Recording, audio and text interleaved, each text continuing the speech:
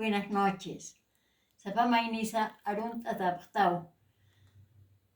Soy Susana Figueroa. Volvemos a Aymara fácil para todos.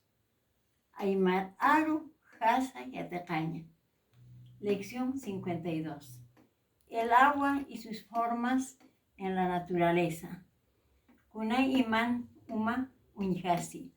Como estos días estamos viendo la braveza del agua, vamos a tratar sobre el agua y las formas en la naturaleza. Agua en Aymara. Uma, agua. Uma, agua. Chua, uma, agua clara. Chua, uma, agua clara. Conchu, uma, agua turbia. Conchu, uma, agua turbia. Taya, uma, agua fría. Taya, uma, agua fría. Junto, uma, agua caliente. Junto, uma, agua caliente. Miski, uma, agua miel. Miski, uma, agua miel.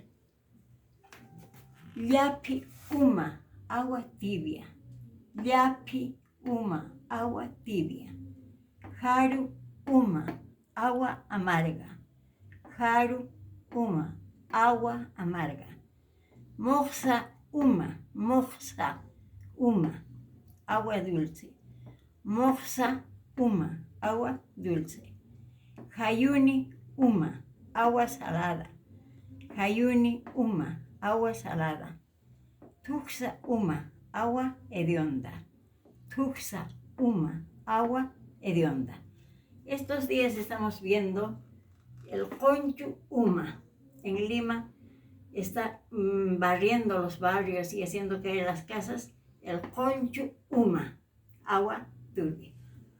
Eso es todo. Buenas noches.